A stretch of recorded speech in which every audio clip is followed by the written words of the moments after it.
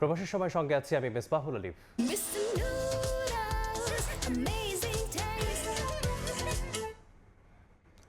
বড় ধরনের কাটছাঁট ছাড়াই নতুন অর্থ বছরের জন্য 9,38,000 কোটি টাকার বাজেট পাস হয়েছে সংসদে। অর্থনৈতিক প্রবৃদ্ধি 6.5% এবং মূল্যস্ফীতি 7.5% ঠিক করেছেন অর্থমন্ত্রী। এদিন জুয়া প্রতিরোধ বিল এবং সাইবার সুরক্ষা সংশোধন বিলও পাস হয়। বিল 2026 সংসদে উত্থাপন করছি। পাশ হলো 2026-27 অর্থ বছরের বাজেট। মঙ্গলবার সংসদে কণ্ঠভোটে নির্দিষ্টকরণ বিল 2026 পাশের মাধ্যমে 9,38,000 কোটি টাকার বাজেট অনুমোদন পায়। আমার মনে হয় জয়যুক্ত হয়েছে। অতএব নির্দিষ্টকরণ বিল 2026 অবিলম্বে বিবেচনার জন্য গৃহীত হলো। 11 জুন নতুন অর্থ বছরের জন্য বাজেট প্রস্তাব করেন অর্থমন্ত্রী। এরপর অধিবেশনে প্রস্তাবিত বাজেটের উপর আলোচনা করেন সরকারি ও বিরোধী দলের সদস্যরা। আর্থিক খাতে যে বিশৃঙ্খলা হয়েছে এটা বন্ধ করার জন্য সমস্ত প্রয়োজনীয় পদক্ষেপ আমরা নিয়েছি এবং এই ধারা অব্যাহত থাকবে। 2,43,000 কোটি টাকা ঘাটতি ধরে বাজেটের রাজস্ব আদায়ের লক্ষ্যমাত্রা নির্ধারণ করা হয়েছে 6,95,000 কোটি টাকা। এর মধ্যে জাতীয় রাজস্ব বোর্ড সংগ্রহ করবে 6,04,000 কোটি টাকা। সরকারি ব্যয়ের জবাবদিহিতা বৃদ্ধি করার জন্য এই বাজেট প্রদান করা হয়েছে। ডিজিটালাইজেশনের মাধ্যমে গুণগত মানসম্পন্ন হিসাব প্রতিবেদন প্রণয়ন করত সিদ্ধান্ত গ্রহণে সহযোগিতা প্রদানের ক্ষেত্রে এ বাজেট যথাযথ যৌক্তিক হয়েছে।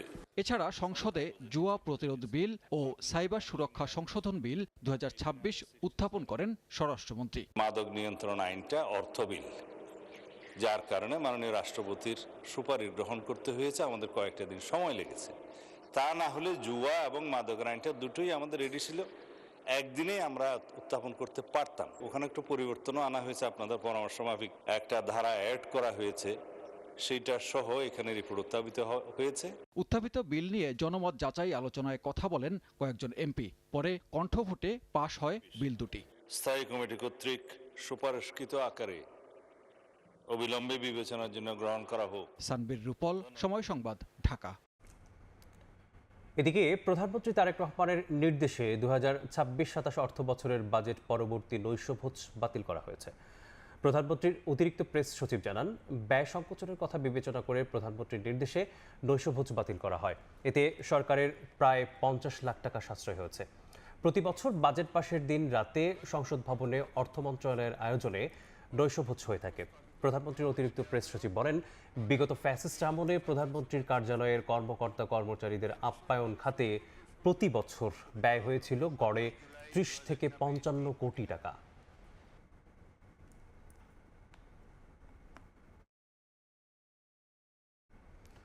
নতুন অর্থ বছরে রাজস্ব আদায়ের লক্ষ্য অর্জন করাই সবচেয়ে বড় চ্যালেঞ্জ।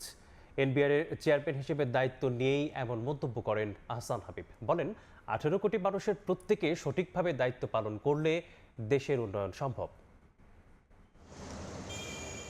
রাজস্ব আয়ের দায়িত্বে থাকা সংস্থা এনবিআর এর চেয়ারম্যান কে হবেন তা নিয়ে কয়েকদিন ধরে চলছিল নানা জল্পনা কল্পনা। সব আলোচনা ছাপিয়ে সোমবার রাতে এনবিআর এর কর প্রশাসন ও মানব সম্পদ ব্যবস্থাপনা অনুবিভাগের সদস্য আহসান হাবিবকে চেয়ারম্যান নিয়োগ দিয়ে প্রজ্ঞাপন জারি করে জনপ্রশাসন মন্ত্রণালয়। দেয়া হয় অভ্যন্তরীণ সম্পদ বিভাগের ভারপ্রাপ্ত সচিবের দায়িত্ব। এর মধ্য দিয়ে ইতিহাসে প্রথমবার কর্মকর্তাদের মধ্য থেকে চেয়ারম্যান নিয়োগ পায় এনবিআর। মঙ্গলবার দুপুরে সচিবালয়ে অর্থ মন্ত্রণালয়ে এনবিআর এর দায়িত্ব গ্রহণ করেন আহসান হাবিব। পরে সাংবাদিকদের সঙ্গে মতবিনিময় সভায় বলেন, কাঙ্ক্ষিত পরিমাণে রাজস্ব আদায় এনবিআর এর জন্য সবচেয়ে বড় চ্যালেঞ্জ। রাজস্ব আদায়টা সততা আন্তরিকতার সাথে দক্ষতার সাথে সারা দিন রাত পরিশ্রম করে কাজ করতে থাকবো। এ সময় দেশের 18 কোটি মানুষকেই সঠিকভাবে দায়িত্ব পালনের আহ্বান জানান নবনিযুক্ত চেয়ারম্যান। বলেন, সততা ও নিষ্ঠার সঙ্গে কাজ করলে দেশ এগিয়ে যাবে। আমরা 18 কোটি মানুষ প্রত্যেকে যদি তার দায়িত্বটা সততা আন্তরিকতার সাথে কাজ করে এবং এটার যদি এটার যদি যোগ করা হয় তার ফলাফলই হলো দেশের উন্নতি। গতকাল 29শে জুন এনবিআর এর চেয়ারম্যান আব্দুর রহমান খানের চাকরির মেয়াদ শেষ হয়। তার শেষ কর্মদিবসেই নতুন চেয়ারম্যান নিয়োগ দেয় সরকার। এমএস আরিফিন, সময় সংবাদ, ঢাকা। নীতিসুধার 10% অপরিবর্তিত রেখে মুদ্রানীতি ঘোষণা করেছে বাংলাদেশ ব্যাংক। ব্যাংকের খেলাপি কমানো, উচ্চ সুদেও বিনিয়োগ উদ্বুদ্ধ করা ও মূল্যস্ফীতিকে বড় চ্যালেঞ্জ হিসেবে দেখছে কেন্দ্রীয় ব্যাংক। মূল্যস্ফীতি নিয়ন্ত্রণে কঠোর অবস্থানে রয়েছে বাংলাদেশ ব্যাংক। নতুন অর্থবছরের প্রথমার্ধের মুদ্রানীতিতে নীতি সুদ হার টানা অপরিবর্তিত রাখা হয়েছে 10%। জিডিপি প্রবৃদ্ধির লক্ষ্যমাত্রা 6.5% এবং মূল্যস্ফীতির লক্ষ্য নির্ধারণ করা হয়েছে 7.5%। ইনফ্লেশনকে কমানো একটা বিগ চ্যালেঞ্জ। এক্সচেঞ্জ রেটটাকে স্টেবল রাখতে চাই, মানির অ্যাভেলেবিলিটিটাকে ইন জেনারেল একটু এক্সপেন্সিভই রাখতে চাই। ফলে আমাদের যে পলিসি রেট যে 10% ছিল, সে 10% আমরা অপরিবর্তিত রাখার সিদ্ধান্ত নিয়েছি। রোববার মুদ্রানীতি প্রকাশের সংবাদ সম্মেলনে দেখা যায় 2025-26 অর্থবছরে বৈশ্বিক অস্থিরতায় উচ্চ আমদানি আর ঋণাত্মক রপ্তানির চাপ সামলেছে 20% রেমিটেন্স প্রবৃদ্ধি। কেন্দ্রীয় ব্যাংকের পূর্বাভাস ইতিবাচক ধারায় রয়েছে রিজার্ভ পরিস্থিতি এবং বৈদেশিক মুদ্রাবাজারও উল্লম্ফনের ঝুঁকি নেই। এর বিপরীতে ব্যাংকের খেলাপির হার কমানো, উচ্চ সুদেও বিনিয়োগ উদ্বুদ্ধ করা এবং মূল্যস্ফীতিকে বড় চ্যালেঞ্জ হিসেবে দেখছে বাংলাদেশ ব্যাংক। আমরা অল্টারনেটিভ সোর্স থেকে এনার্জি নেওয়ার কথাও সরকার ভাবছে এবং এগুলো আমি আশা করছি যে অন্তত আমাদের কম্পিটিটিভ কান্ট্রিগুলোর থেকে আমরা খুব একটা পিছিয়ে থাকবো না তেলের দামের দিক থেকে। অর্থঋণ আদালতের অভিযোগও 6 মাসের মধ্যে নিষ্পত্তির উদ্যোগ নেওয়ার পরিকল্পনা তুলে ধরেন গভর্নর। এটা হচ্ছে মানি লন কোড, আরেকটা আইন করছি আমরা distress asset management act. So এইখানে যেটা হবে, মানি লোন কোর্টে আমরা সরকারকে প্রস্তাব করছি যে এই কোর্টের বিচার যাতে 6 মাসে শেষ হয়। কেন্দ্রীয় ব্যাংকের প্রধান বলেন, অতিরিক্ত তারল্য থাকা কিছু ব্যাংকের অস্বাভাবিক সুবিধা নেওয়ার প্রবণতা রুখতে 4% স্প্রেড সীমা আমানতকারী ও ঋণগ্রহীতা উভয়ের স্বার্থই সুরক্ষিত রাখবে। সেলিয়া সুলতানা, সময় সংবাদ, ঢাকা। অন্তর্বর্তী সরকারের পাশাপাশি আওয়ামী লীগ ও বর্তমান সরকারের দুর্নীতিও তদন্ত করতে পারবে দুদক। নিষেধাজ্ঞা থাকায় কোনো নামেই কার্যক্রম চালাতে পারবে না আওয়ামী লীগ। সচিবালয়ে ব্রিফিংয়ে কথা জানিয়েছেন প্রধানমন্ত্রীর তথ্য উপদেষ্টা ডক্টর জাহিদুর রহমান। কালেমা লেখা সাদা পতাকা ওড়ানোয় বিশেষ বিষয়ে যেন ভুল বার্তা তৈরি না হয় সে বিষয়ে সরকার সজাগ আছে বলেও জানান তিনি। দেশের স্বার্থ রক্ষা করে তিস্তা মহাপরিকল্পনা বাস্তবায়ন সহ অন্যান্য সিদ্ধান্ত নেবে সরকার। সরকারের সাথে মালয়েশিয়া ও চীনে প্রধানমন্ত্রী তারেক রহমানের সফরকে সফলতা হিসেবে দেখছে সরকার। সাপ্তাহিক ব্রিফিংয়ে প্রধানমন্ত্রীর তথ্য ও সম্প্রচার উপদেষ্টার বক্তব্যেও উঠে আসে খুঁটিনাটি বিভিন্ন বিষয়। সম্প্রতি চীন সফরে দেশটির তরফে কানেক্টিভিটির যে প্রস্তাব দেওয়া হয়েছে সেগুলো যাচাই বাছাই করার কথা জানান তথ্য উপদেষ্টা। বলেন, দেশের স্বার্থ রক্ষা করেই সিদ্ধান্ত নেবে সরকার। চায়না, মিয়ানমার, বাংলাদেশ এবং ইন্ডিয়া মিলে এক সময় এই ধরনের একটা কানেক্টিভিটির আলাপ ছিল, যেটা খুব বেশি কন্টিনিউ করে নাই। আবার ইন্ডিয়া, বাংলাদেশ, নেপাল এবং ভুটান BBIN এরকম হয়েছে যাতে কানেক্টিভিটি হয়। সো আমরা চাই যত বেশি সম্ভব multi model, multi sectoral, multi country একত্র হয়ে তাদের কানেক্টিভিটি বাড়াবে। সাংবাদিকদের প্রশ্নের জবাবে উপদেষ্টা বলেন, অন্তর্বর্তী সরকারের দুর্নীতি খতিয়ে দেখার পাশাপাশি দুদক আওয়ামী লীগ এবং বর্তমান সরকারের অনিয়মও তদন্ত করতে পারে। কোনো উপদেষ্টার বিরুদ্ধে এক ধরনের সুনির্দিষ্ট অভিযোগও তখন ছিল।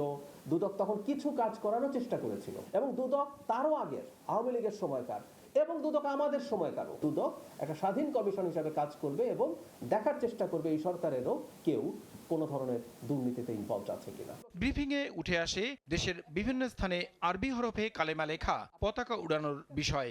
উপদেষ্টার জবাব, এ বিষয়ে যাতে ভুল বার্তা তৈরি না হয় সেজন্য সতর্ক সরকার। এটা সরকার খতিয়ে দেখছে এবং সেটা কেন হচ্ছে, কারণ এটা নিয়ে কিছু কিছু ক্ষেত্রে ভুল বার্তা যাবার সম্ভাবনা আছে গ্লোবালি। এই ব্যাপারে আমরা সচেতন আছি। আদালত কর্তৃক নিষেধাজ্ঞার ফয়সালা না হওয়া পর্যন্ত কোনো নামেই কার্যক্রম নিষিদ্ধ আওয়ামী লীগ দলীয় কর্মকাণ্ড পরিচালনা করতে পারবে না বলে জানান ডাক্তার জাহেদ।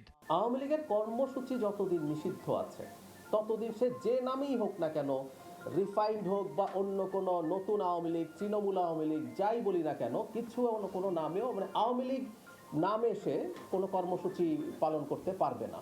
দণ্ডপ্রাপ্ত আসামি হওয়ায় শেখ হাসিনার বক্তব্য প্রচারে আদালতের নিষেধাজ্ঞা থাকায় গণমাধ্যমগুলোকে আইন মেনে দায়িত্বশীল ভূমিকা পালনের আহ্বান তথ্য উপদেষ্টার। প্রসূন আশিস, সময় সংবাদ, ঢাকা। মানবতা বিরোধী অপরাধের মামলায় সাবেক মন্ত্রী ও জাসদ সভাপতি হাসানুল হকিনুর 10 বছরের কারাদণ্ড দিয়েছেন ট্রাইব্যুনাল। জরিমানা করা হয়েছে 2 লাখ টাকা। রায়ে অসন্তোষ জানিয়ে আপিলের ঘোষণা দিয়েছে রাষ্ট্রপক্ষ ও আসামিপক্ষ।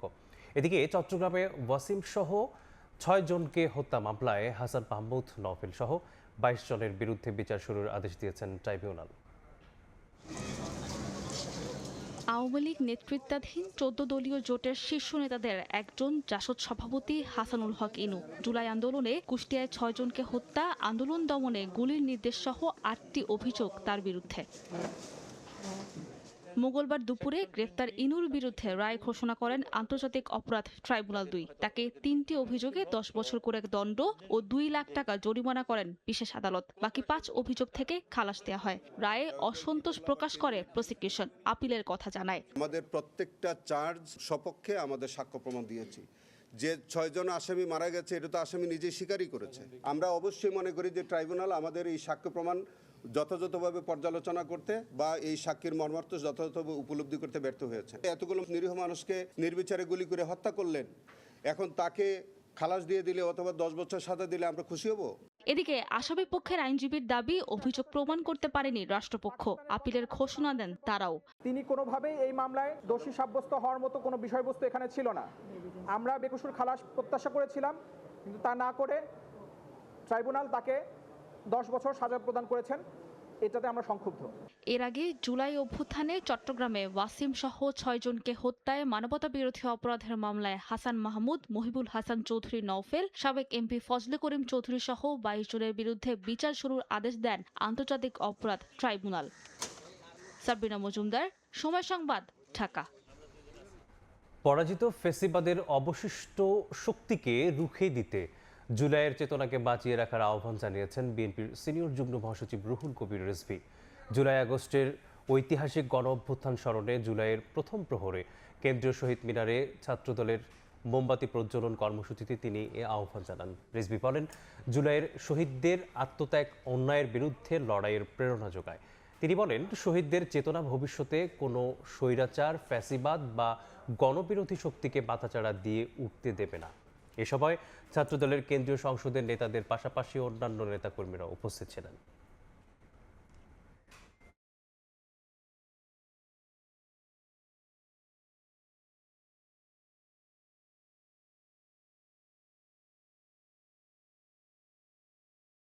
ওই শহীদরা আসবে, চুপি চুপি আসবে, আমাদের স্মৃতিতে তারা ধারণ করব। আমরা ধারণ করে আমাদের মনের মধ্যে যাতে কোনো ধরনের বিবেকহীন কোনো স্বপ্ন না জাগ্রত হতে পারে, সেই তাড়নাটা তারা দেবে। কোনো অগণতান্ত্রিক শক্তি, কোনো অগণতান্ত্রিক স্বৈরাচারী কোনো ধরনের পদক্ষেপ, কোনো শক্তির যাতে আর আগমন না ঘটতে পারে, তাই তাদের স্মৃতি একটি মাসের জন্য নয়, একটি দিনের জন্য নয়। ঋণ খেলাপি হওয়ায় চট্টগ্রাম 4 আসনে বিজয়ী আসলাম চৌধুরী শপথ নিতে পারবেন না বলে রায় দিয়েছেন আপিল বিভাগ। অ্যাটর্নি জেনারেল বলেন, সর্বোচ্চ আদালতের সিদ্ধান্ত সব নাগরিকের মেনে নিতে হবে। নতুন করে নির্বাচন হওয়ার সম্ভাবনা আছে আসনটিতে, এতে প্রার্থী হতে পারবেন আসলাম চৌধুরীও। ত্রয়োদশ জাতীয় সংসদ নির্বাচনে চট্টগ্রাম 4 আসনে বিএনপির প্রার্থী হিসেবে জয় পান আসলাম চৌধুরী। তবে প্রতিদ্বন্দ্বী প্রার্থী আসলাম চৌধুরীর ঋণ খেলাপি ইস্যু নিয়ে উচ্চ আদালতে হাজির করেন। নির্বাচনের আগেই আপিল বিভাগ নির্দেশনা দেন, যদি আসলাম চৌধুরী জয়ী হন তারপরও আসনটিতে যেন ফল ঘোষণা স্থগিত থাকে। শুনানি শেষে 15 জুন আপিল বিভাগ রায়ের দিন ধার্য করেন। মঙ্গলবার আপিল বিভাগ রায় দেন, ঋণ খেলাপি হওয়ার শপথ নিতে পারবেন না আসলাম চৌধুরী। বাতিল করা হয় তার প্রার্থিতা। ডিসকোয়ালিফাইড ক্যান্ডিডেট হওয়ার পরে ওই আসনে কি হবে, এটা আপিল বিভাগের পূর্ণাঙ্গ রায় প্রকাশিত হলে পরে বিস্তারিত জানা যাবে। এই মর্মে কোনো নির্দেশনা এখন দেওয়া হয়নি। এটি বাংলাদেশের ইতিহাসে একটা নজিরবিহীন ঘটনা। অ্যাটর্নি জেনারেল জানান, আসনটিতে নতুন করে নির্বাচন হওয়ার সম্ভাবনা আছে। জনগণ নতুন করে ভোটাধিকার প্রয়োগ করতে পারবেন, তবে এতে প্রার্থী হতে পারবেন আসলাম চৌধুরী। 3রা ফেব্রুয়ারি 2026 তারিখের আদেশে যখন লিভ গ্রান্ট করে, তখন আদালত বলেছিল যদি আসলাম চৌধুরী নির্বাচিত হন তাহলে সুপ্রিম কোর্টের সামনে বিচারাধীন আপিলটি নিষ্পত্তি না হওয়া পর্যন্ত তার কোনো গেজেট প্রকাশিত হবে না। তিনি একটা আইনি প্রক্রিয়ার কারণে জনগণের মতামতটা পূর্ণাঙ্গভাবে প্রতিফলিত হয়নি। আমি প্রত্যাশা করি যে জনগণ তাদের মতামত আবার প্রকাশ করার সুযোগ পাবে। চট্টগ্রাম ৪ আসনে ১,৪২,৬৭৪ ভোট পেয়ে জয়লাভ করেন বিএনপি প্রার্থী আসলাম চৌধুরী। সাবরিনা মজুমদার, সময় সংবাদ, ঢাকা। এদিকে আসলাম চৌধুরীর প্রার্থিতা বাতিলের রায়ের পর চট্টগ্রামের সীতাকুণ্ডে মহাসড়ক অবরোধ করে বিক্ষোভ করেছেন তার সমর্থকরা।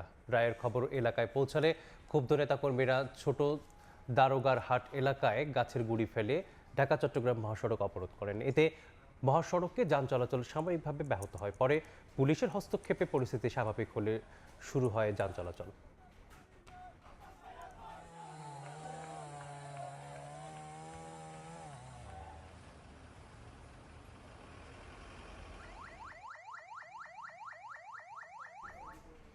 প্রবাসের সময় আরও থাকছে।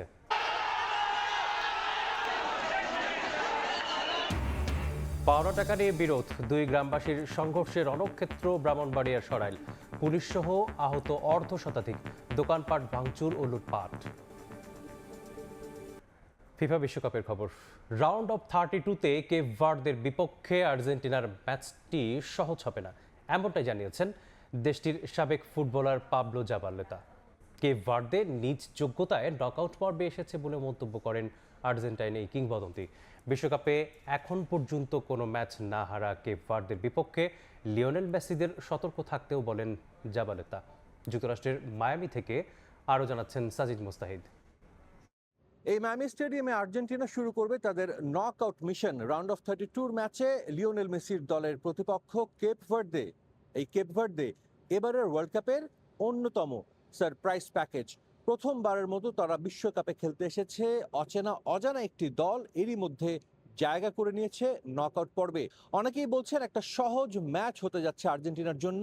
আসলেই কি ম্যাচটা সহজ হবে আর্জেন্টিনার জন্য? দলটার অন্যতম নায়ক এবং নকআউট পর্বে নিয়ে আসার মূল কারিগর বলা যায় গোলরক্ষক ভার্জিনিয়াকে। এই ভার্জিনিয়া কিন্তু স্পেনের বিপক্ষে ম্যাচে 7টি গোল সেভ করে রেকর্ড বুকে নাম লিখিয়েছিল। মায়ামিতে ফিফা টেকনিক্যাল স্টাডি গ্রুপের একটা সংবাদ সম্মেলন ছিল এবং সেই সংবাদ সম্মেলনে কথা বলেছেন মেসির সঙ্গে ফিফা অনূর্ধ্ব 20 বিশ্বকাপ খেলা পাবলো জাবালেতা।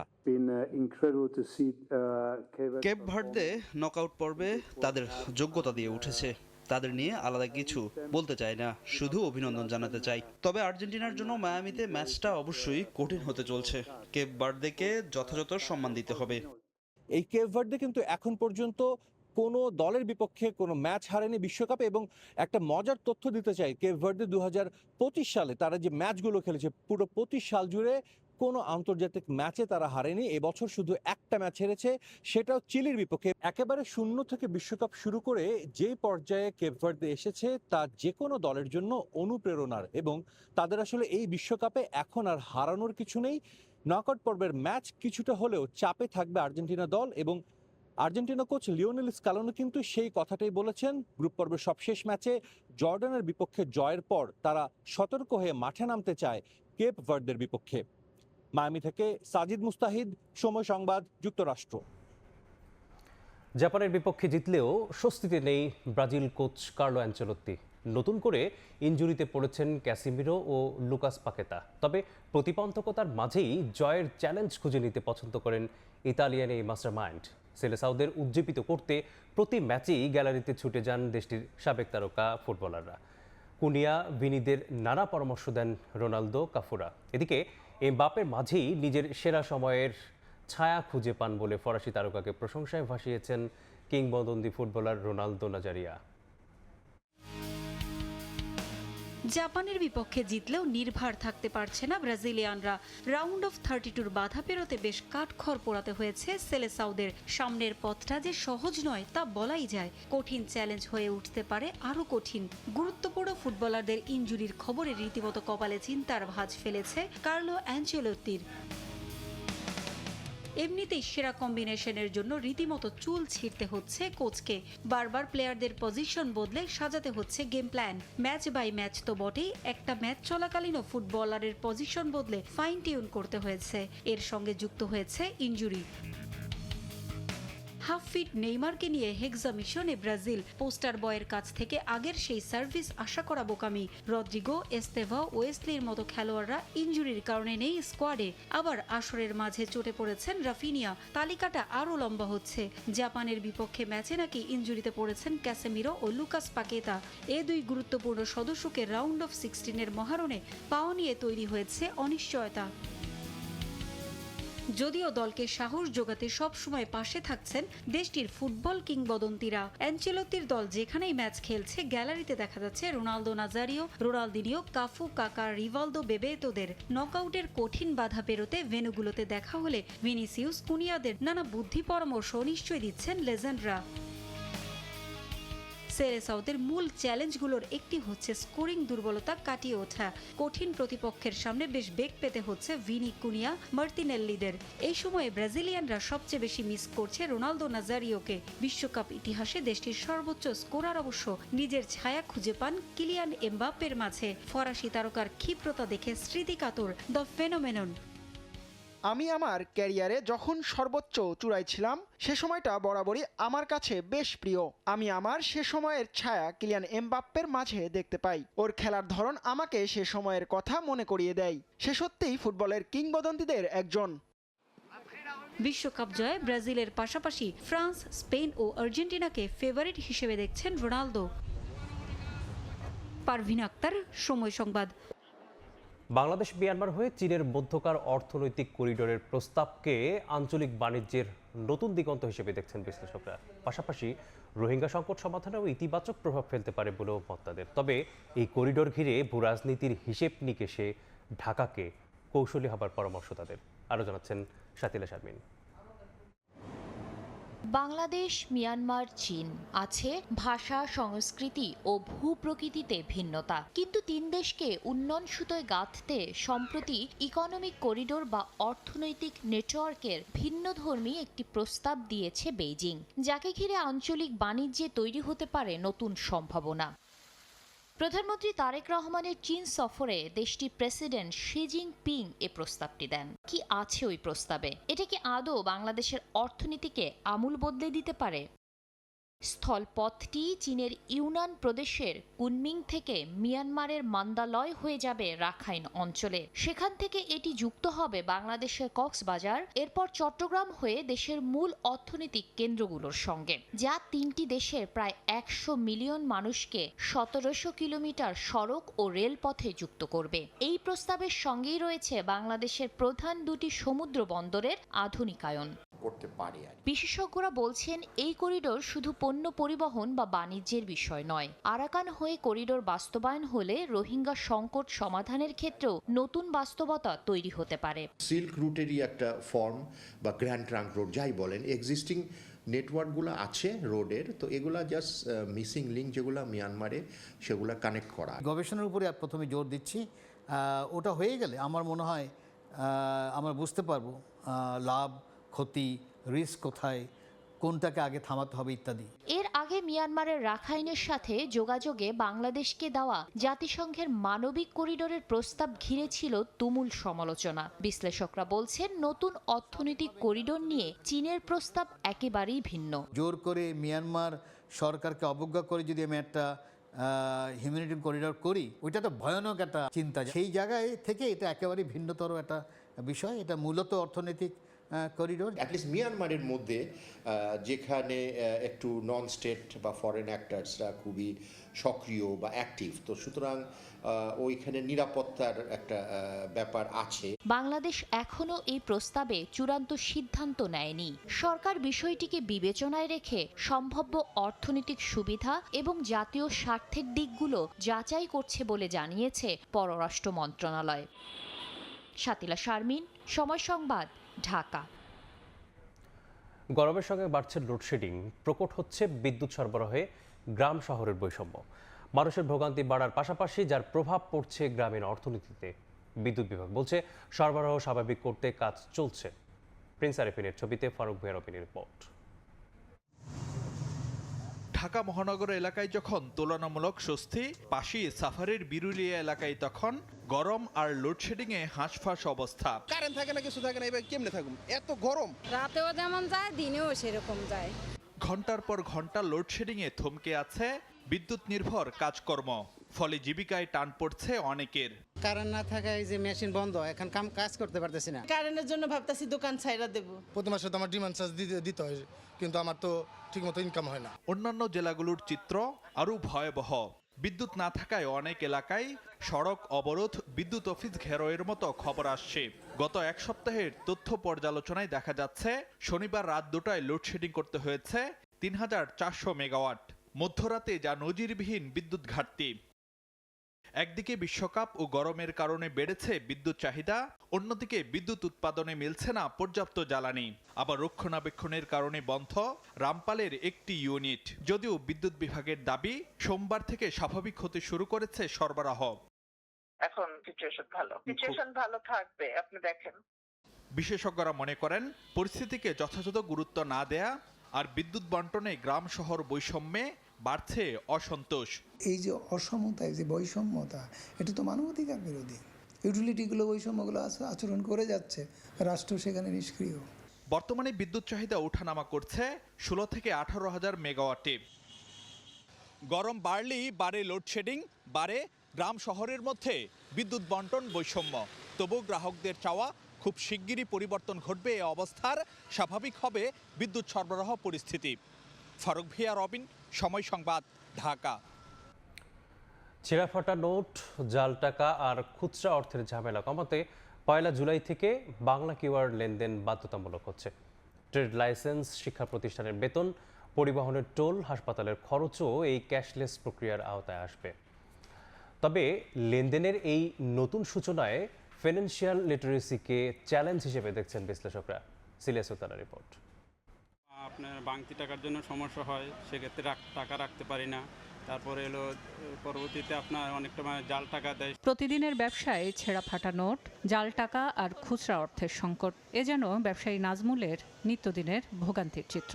জাল টাকা তো বিশাল বড় ব্যবসা। এটা 500 টাকা 1000 টাকা নোটগুলো 50% জাল নোট বেরিয়েছে।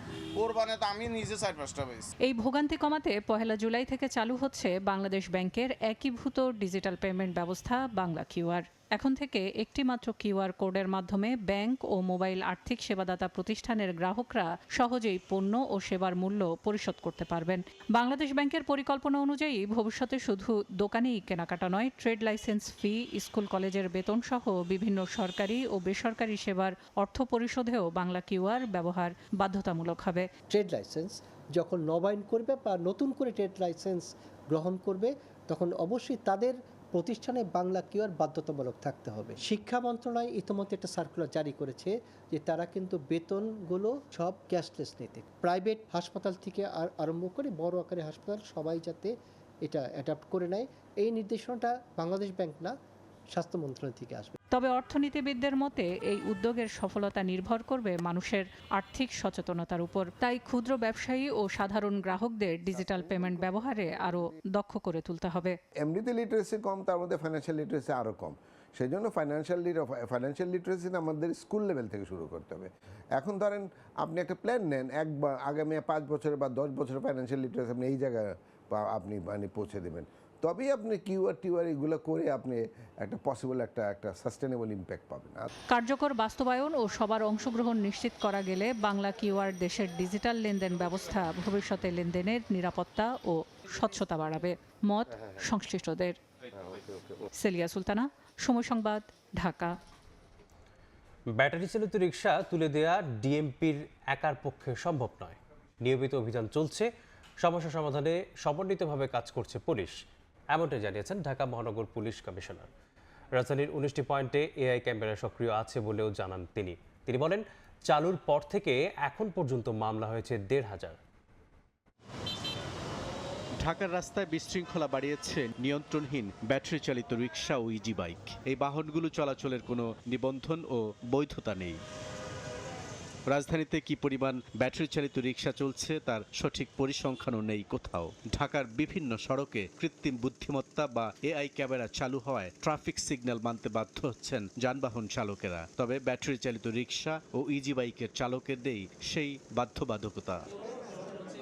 রাজধানীর মোহাম্মদপুরের লেক রোডে এআই ক্যামেরায় মনিটরিং কার্যক্রমের উদ্বোধন শেষে ডিএমপি কমিশনার বলেন, ব্যাটারি চালিত রিকশা পুলিশের একার পক্ষে উঠিয়ে দেয়া সম্ভব নয়। এই বিষয়ে আমরা আমাদের মন্ত্রণালয় এবং ঢাকা মেট্রোপলিটন পুলিশ আমরা সমন্বয় করছি এবং এই অটোরিকশার বিষয়ে আসলে ঢাকা মেট্রোপলিটন পুলিশের একার পক্ষে তো এই অটোরিকশা এখনই রাস্তা থেকে দূরীভূত করা সম্ভব নয়। আগে যেখানে ট্রাফিক সিগন্যালে যান চলাচল নিয়ন্ত্রণ করতে ঘাম ছুটে যেত পুলিশ সদস্যদের, এখন এআই ক্যামেরা বসানো পয়েন্টগুলোতে এসেছে দৃশ্যমান পরিবর্তন। ট্রাফিক ব্যবস্থা রাজধানীর 19টি মোড় বা ক্রসিংয়ে এআই ক্যামেরা বসানো হয়েছে জানিয়ে ডিএমপি কমিশনার বলেন, চালুর পর এখন পর্যন্ত মামলা হয়েছে 1,500, সমন জারি করা হয়েছে 38,000। এই মুহূর্তে আমাদের 15টি ইন্টারসেকশনে এআই ক্যামেরা বসানো আছে এবং তার সাথে আজকে আমাদের সংযুক্ত হলো আরও 4টি। এই সর্বমোট 19টি ইন্টারসেকশনে আমরা এআই ক্যামেরা চালু করেছি। 38,000 সমন আমাদের কাছে পেন্ডিং আছে। 1,500-এর মতো মামলা আমরা করেছি। ঢাকার বিভিন্ন মোড়ে 7 মে পরীক্ষামূলকভাবে এআই প্রযুক্তির ব্যবহার শুরু করে ঢাকা মহানগর পুলিশের ট্রাফিক বিভাগ। আইন লঙ্ঘনের ঘটনা ঘটলে সেই গাড়ি শনাক্ত করছে ক্যামেরা। সে অনুযায়ী সংশ্লিষ্ট গাড়ির মালিকের নামে ডিজিটালি মামলা দেওয়া হচ্ছে। বুলবুল রেজা, সময় সংবাদ, ঢাকা। দেশে পাপেট চর্চার অন্যতম প্রাণপুরুষের প্রতি অকৃত্রিম ভালোবাসা, শ্রদ্ধা জানিয়েছেন সর্বসাধারণ। শিল্পীকে নিয়ে স্মৃতিচারণে উঠে আসে তার বহু বর্ণময় জীবনের নানা অধ্যায়। 3 দফা জানাজা শেষে বনানী কবরস্থানে চিরনিদ্রায় শায়িত হন মোস্তফা মনোয়ার।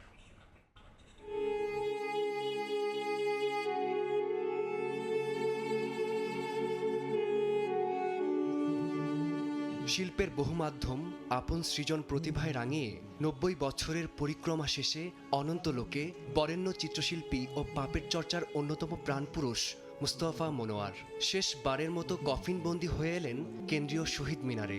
স্মৃতির মিনারে রক্তিম সূর্যের অন্যতম স্থপতিও 21শে পদকপ্রাপ্ত মুস্তফা মনোয়ার। মঙ্গলবার দুপুরে এখানেই রাষ্ট্রের পক্ষ থেকে দেয়া হয় গার্ড অব অনার।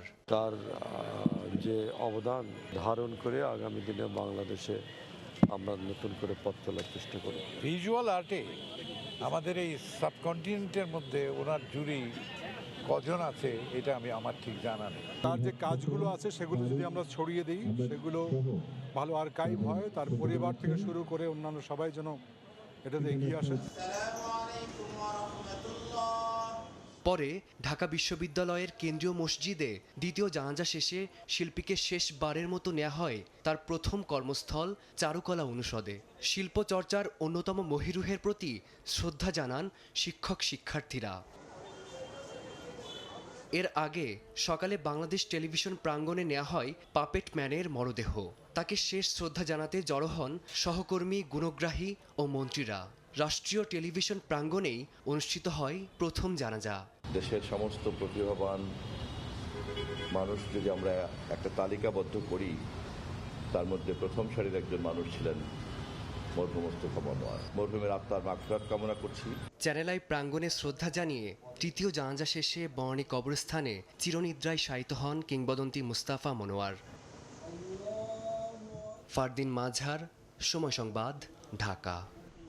বাংলাদেশ ব্যাংকের ডেপুটি গভর্নরের পদে চুক্তিভিত্তিক নিয়োগ পেয়েছেন নির্বাহী পরিচালক মোহাম্মদ সরওয়ার হোসেন।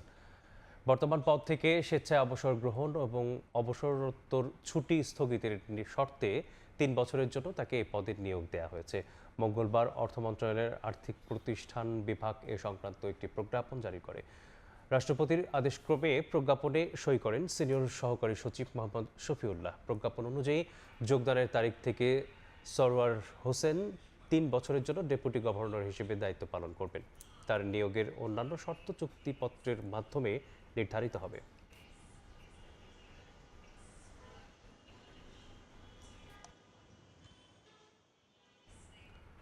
নয় দিনের দীর্ঘ অপেক্ষার পর কাতার থেকে সিলেটে ফিরল 5 প্রবাসীর মরদেহ। বিমানবন্দরে লাশের কফিন জড়িয়ে কান্নায় ভেঙে পড়েন স্বজনরা। পরিবারের একমাত্র উপার্জনক্ষম মানুষকে হারিয়ে অনিশ্চয়তায় পড়েছে 5টি পরিবার। নিহতদের পরিবারকে সরকারের পক্ষ থেকে অনুদান দেওয়ার আশ্বাস জনপ্রতিনিধি ও ওয়েস অনার্স কল্যাণ বোর্ডের। দিগেন সিংহের ক্যামেরায় জয়ন্ত কুমার দাসের রিপোর্ট। কেউ হারিয়েছেন স্বামী, কেউ সন্তান, আবার কেউ বাবা।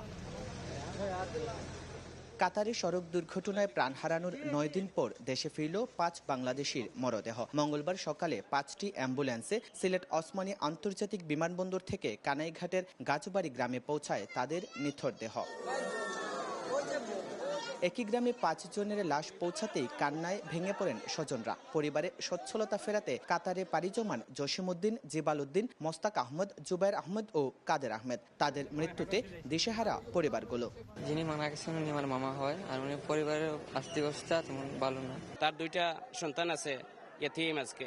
তার আর ভবিষ্যৎ কোনো ব্যবস্থা করার লাগে আমরা দেশবাসীর কাছে কামনা করি।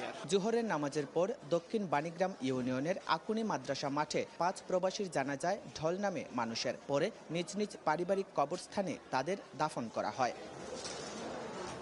নিহতদের পরিবারকে সরকারি সহায়তা দেওয়ার আশ্বাস জনপ্রতিনিধি ও ওয়েজ আর্নার্স কল্যাণ বোর্ডের। 3 লাখ টাকার আর্থিক অনুদানের ব্যবস্থা এই ওয়েজ আর্নার্স কল্যাণ বোর্ডের থেকে পরবর্তী সময়ে মৃতের পরিবারকে দেওয়া হবে আর কি। 5টা পরিবার তারা তাদের পরিবারের যারা আছে সন্তানাদি তাদের মুখে হাসি ফোটানোর জন্য তো তারা বিদেশ গিয়েছিল। এমত অবস্থায় তাদেরকে আমরা সহযোগিতা করার চেষ্টা করবো ইনশাল্লাহ। কাতারের আল শাহানিয়া শহরে গত 21 জুন প্রাইভেট কারের নিয়ন্ত্রণ হারিয়ে ঘটনাস্থলেই প্রাণ হারান 5 প্রবাসী বাংলাদেশি। জয়ন্ত কুমার দাস, সময় সংবাদ, সিলেট। ফরিদপুরের ভাঙায় 2 দল গ্রামবাসীর মধ্যে সংঘর্ষে 1 জন নিহত হয়েছেন, আহত হয়েছেন অন্তত 15 জন। মঙ্গলবার রাত 8:30টার দিকে উপজেলা সদরের দক্ষিণ বাস স্ট্যান্ড এলাকায় এই সংঘর্ষের ঘটনা ঘটে।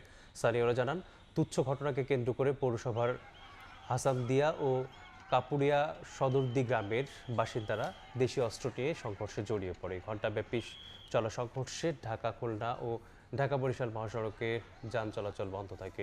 এ সময় 10টি দোকানে হামলা চালিয়ে ভাঙচুর করা হয়। 1 ঘণ্টা পর পরিস্থিতি নিয়ন্ত্রণে এনে যান চলাচল স্বাভাবিক করে পুলিশ। সংঘর্ষে আহতদের ভাঙা উপজেলা স্বাস্থ্য কমপ্লেক্সে ভর্তি করা হয়েছে। গুরুতর আহত 1 জনকে ঢাকা মেডিকেল কলেজ হাসপাতালে নেওয়া হলে চিকিৎসক মৃত ঘোষণা করেন। পুলিশ জানায়, এখন পর্যন্ত কোনো পক্ষে অভিযোগ দেয়নি। অভিযোগ পেলে প্রয়োজনীয় ব্যবস্থা নেওয়া হবে।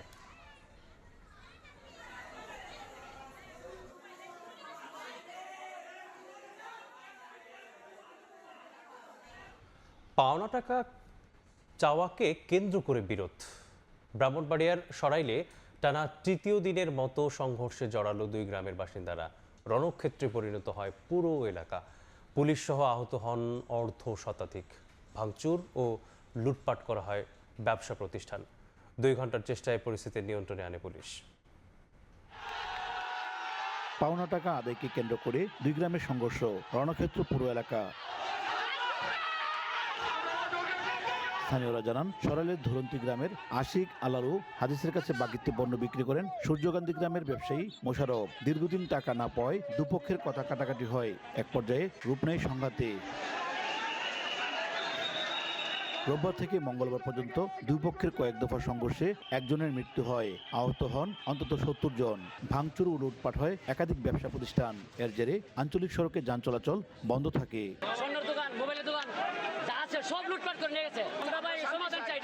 মঙ্গলবার সকালে সংঘর্ষের খবর পেয়ে ঘটনাস্থলে গিয়ে পরিস্থিতি নিয়ন্ত্রণে আনে পুলিশ। আহতদের উদ্ধার করে বিভিন্ন হাসপাতালে পাঠানো হয়। পরিস্থিতি স্বাভাবিক আছে এবং পরিস্থিতি যাতে আরো খারাপের দিকে না যায় আমরা সতর্ক অবস্থানে আছি। উভয় পক্ষকে বলতে চাই যে আপনারা প্রত্যেকের শান্তিপূর্ণ অবস্থানে থাকুন। পুলিশের পক্ষ থেকে আইনগতভাবে যা করণীয় আমরা করব। নতুন করে সংঘর্ষ এড়াতে এলাকায় আইন শৃঙ্খলা বাহিনীর অতিরিক্ত সদস্য মোতায়েন করা হয়েছে। উজ্জ্বল চক্রবর্তী, সময় সংবাদ, ব্রাহ্মণবাড়িয়া। তিস্তা নদীর সমন্বিত ব্যবস্থাপনা ও পুনরুদ্ধার প্রকল্পে বাংলাদেশের প্রতি সমর্থন পুনর্ব্যক্ত করেছে চীন। 2 দেশের সহযোগিতা তৃতীয় পক্ষের প্রভাবমুক্ত হওয়া উচিত বলেও মন্তব্য করেছে বেইজিং। ভারতের উদ্বেগ নিয়ে প্রশ্নের জবাবে চীনের পররাষ্ট্র মন্ত্রণালয়ের মুখপাত্র আরও জানান, তিস্তা প্রকল্প বাংলাদেশের মানুষের জীবনমান উন্নয়নের সঙ্গে সংশ্লিষ্ট গুরুত্বপূর্ণ প্রকল্প। চীন এই প্রকল্প বাস্তবায়নে সম্ভাব্য সব ধরনের সহায়তা দিতে প্রস্তুত। ভারতীয় সংবাদ মাধ্যম এডিটিভি বলছে, তিস্তা অববাহিকা ভারতের উত্তর পূর্বাঞ্চলীয় এলাকার কাছাকাছি অবস্থিত, আর এটি ঢাকা বেইজিং যৌথ উদ্যোগ নিয়ে নয়াদিল্লির উদ্বেগের মূল কারণ।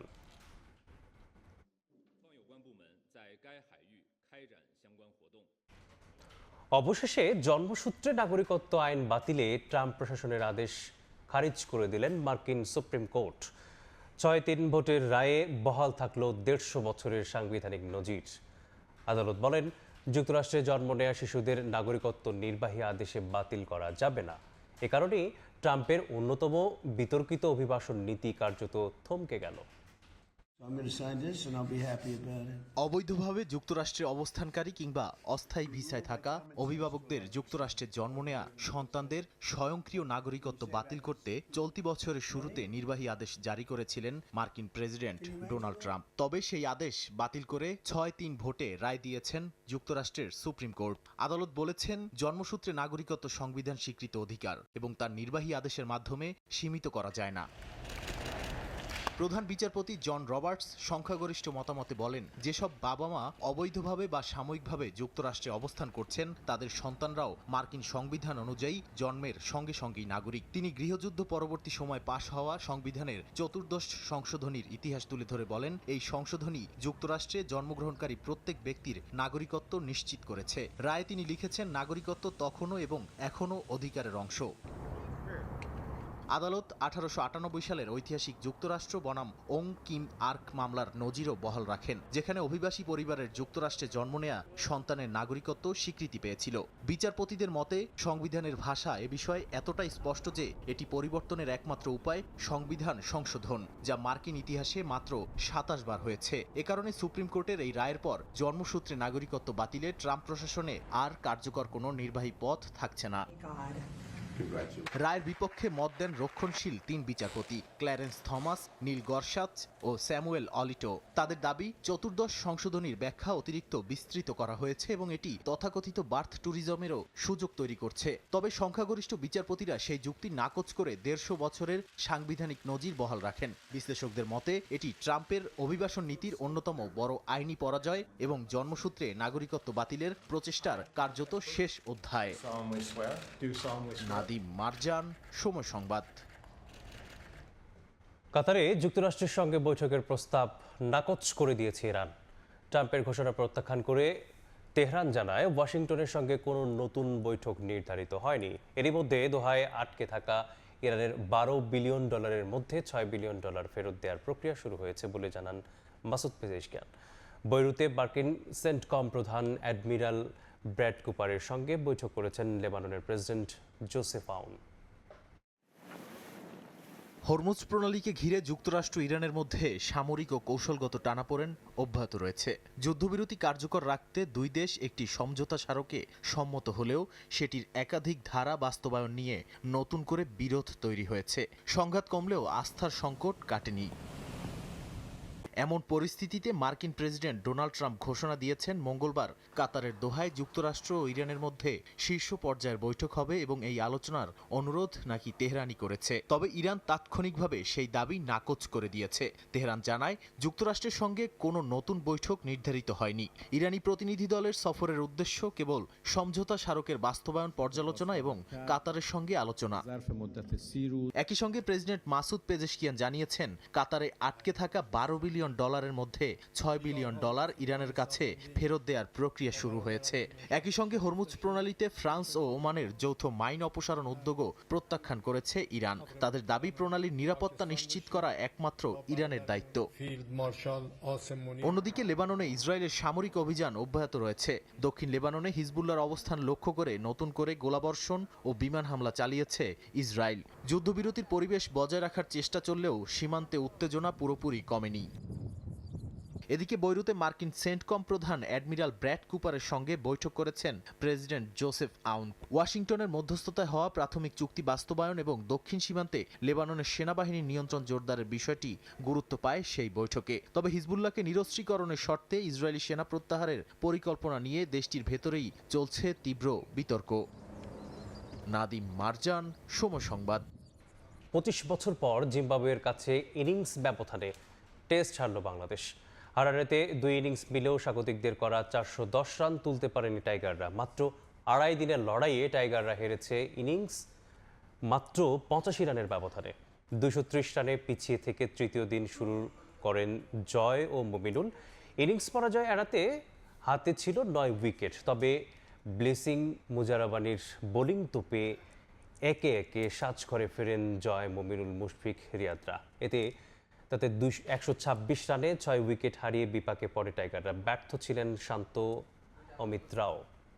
অ্যানগারাভা মুজারাবানিদের বাউন্স আর গতি সামলাতে না পেরে মাত্র 185 রানেই গুটিয়ে যায়। মুজারাবানি একাই শিকার করেন 4 উইকেট। এর আগে সিরিজের একমাত্র টেস্টের প্রথম ইনিংসে 140 রান তোলে বাংলাদেশ। জবাবে ইনোসেন্ট কাইয়ারার একাই করেন 140 রান। তাতে 270 রানের লিড নিয়ে স্বাগতিকরা তোলে 410 রান। কন্ডিশনের সঙ্গে মানিয়ে নিতে না পারাতেই জিম্বাবুয়ের বিপক্ষে ইনিংসের ব্যবধানে হেরেছে বাংলাদেশ। পাশাপাশি প্রথম ইনিংসে ব্যাটারদের ব্যর্থতার কারণেই আর ঘুরে দাঁড়ানো সম্ভব হয়নি বলেও মনে করেন টাইগার অধিনায়ক নাজমুল হোসেন শান্ত। হারের ব্যাখ্যা দিতে গিয়ে ব্যাটারদের দায়িত্বহীন পারফরম্যান্সকেই কাঠগড়ায় দায় করিয়েছেন তিনি। টানা 4 টেস্ট জয়ে সাদা পোশাকে দুর্দান্ত সময় কাটাচ্ছিল বাংলাদেশ। সামনেই আছে অস্ট্রেলিয়ার মাটিতে 2 ম্যাচের টেস্ট সিরিজ। দীর্ঘ 23 বছর পর এসেছে এই সুযোগ। অজিবোদের প্রস্তুতি নিতেই জিম্বাবুয়ের সঙ্গে টেস্ট ম্যাচ আয়োজন, যেখানে ব্যাটে বলে কেবল হতাশার গল্প। সমুদ্রপৃষ্ঠ থেকে প্রায় 1500 মিটার উপরে হারারে স্টেডিয়াম, যেখানে কন্ডিশনটাই সবচেয়ে বড় চ্যালেঞ্জ অতিথিদের। মাটিতে টাইগারদের অতীত রেকর্ডটাও সুখকর নয়। আগের 6 টেস্টের 4টিতেই হার। এবারও সেই শঙ্কা উকি দেয় টস হেরে ব্যাট করতে নেমেই। মুজারাবানি অ্যাংরাবাদের বোলিং তোপে মাত্র 140 রানেই কুপোকাত টাইগাররা। প্রথম ইনিংসে এই ব্যর্থতার কারণেই আর ফেরা যায়নি ম্যাচে। প্রথম ইনিংসের ব্যাটিংটাতে আমরা পেছনে পড়ে গেছি। প্রথম ইনিংসে খুবই ডিসঅ্যাপয়েন্টিং ছিল। আমরা পুরো ব্যাটিং ইউনিটটা ভালো ব্যাটিং করতে পারিনি। কন্ডিশনটা আমরা ঠিকঠাক মতো অ্যাডাপ্ট করে ব্যাটিং করতে পারিনি। আমার মনে হয় যে অবশ্যই ডেফিনেটলি উইকেটটা অনেক কঠিন ছিল ব্যাটিং এর দিক থেকে, এবং ওরা খুব ভালো জায়গাতেও বল করেছে। বাট আমার মনে হয় যে আমাদের যে ব্যাটিং অ্যাবিলিটি ছিল, আমাদের আরো বেটার ব্যাটিং করা উচিত ছিল, যেটা আমরা করতে পারিনি। কেবল ব্যাটাররাই নয়, বোলিং ইউনিটও ছিল ব্যর্থ। 140 রানের জবাবে ব্যাট করতে নেমে খালেদ, এবাদত, হাসান মাহমুদদের পাত্তাই দেয়নি জিম্বাবুয়ের ব্যাটাররা। ইনোসেন্ট কাইয়া একাই করেন টাইগারদের প্রথম ইনিংসের রান। এছাড়া ব্যানেট, আরভিন্দের 50-তে দলটি সংগ্রহ পায় 410 রান, লিড দাঁড়ায় 270। এরপর দ্বিতীয় ইনিংসেও সেই একই চিত্র। মুজারাবানিদের গতি আর বাউন্সে পরাস্ত হয়ে টাইগাররা আটকে যায় 185 রানে। 2 ইনিংস মিলেও স্বাগতিকদের চেয়ে 85 রান কম। মাত্র আড়াই দিনেই ম্যাচ হার। তাতে 25 বছর পর দলটির বিপক্ষে ইনিংস ব্যবধানে টেস্ট পরাজয়। অবশ্য ম্যাচ হারলেও এই কন্ডিশনে খেলার অভিজ্ঞতাটা অস্ট্রেলিয়ার মাটিতে বেশ কাজে আসবে বলে বিশ্বাস শান্তর। আমরা যেভাবে টেস্ট ক্রিকেটটা খেলতেছিলাম লাস্ট কিছুদিন ধরে, তারপরে এরকম একটা পারফরমেন্স অবশ্যই ডিসঅ্যাপয়েন্টিং। বাট হ্যাঁ, এখান থেকে আমাদের লার্নিং এর অনেক জায়গা আছে। সামনে অস্ট্রেলিয়া সিরিজ আছে। সো এই কন্ডিশনে আসলে কিরকম ভাবে ব্যাটিং করতে হয় বা কিরকম ভাবে বোলিং করতে হয়, এটা আমাদের হয়তো সামনের দিকে কাজে আসবে এবং ওই অনুযায়ী আমরা প্রিপারেশনটা নিতে পারবো। বাট ক্যাপ্টেন হিসেবে আমি বলবো যে এটা অনেক ডিসঅ্যাপয়েন্টিং পারফরমেন্স ছিল। একই ভেন্যুতে আগামী 6 জুলাই 3 ম্যাচের ওয়ানডে সিরিজ খেলতে নামবে বাংলাদেশ। দেশটির মাটিতে সর্বশেষ ওয়ানডে সিরিজটাও 2-1 ব্যবধানে হেরেছিল টাইগাররা। এবার সুযোগ থাকছে সেই স্মৃতি মুছে ফেলার। রাফি আমিন, সময় সংবাদ। এ পর্যায়ে শীর্ষ সংবাদগুলো জানিয়ে দিচ্ছি আরেকবার। নির্দিষ্টকরণ বিল 2026 সংসদে পাশ করা হোক। যারা এই প্রস্তাবের পক্ষে আছেন তারা হ্যাঁ বলুন। বড় ধরনের কাটছাট ছাড়াই সংসদে 9,38,000 কোটি টাকার বাজেট পাস। আর্থিক খাতে বিশৃঙ্খলা বন্ধের পদক্ষেপ। জুয়া প্রতিরোধ ও সাইবার সুরক্ষা সংশোধন বিলও পাস। জুলাই মানবতা বিরোধী অপরাধের মামলায় ইনুর 10 বছরের কারাদণ্ড। আপিলের ঘোষণা যুক্তরাষ্ট্র ও আসামি পক্ষের। ওয়াসিম হত্যায় হাসান মাহমুদ, নওফেল সহ 22 জনের বিচার শুরু। এবং অন্তর্বর্তী সরকারের দুর্নীতি তদন্ত করবে দুদক। নিষেধাজ্ঞা থাকায় কোনো নামে কার্যক্রম চালাতে পারবে না আওয়ামী লীগ। কালেমা লেখা সাদা পতাকা ওড়ানোর বিষয়ে সজাগ সরকার।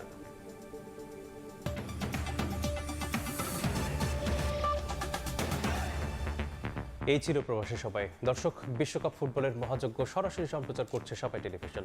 দেখতে চোখ রাখুন সময়ের পর্দায়। সঙ্গেই থাকুন সবাই।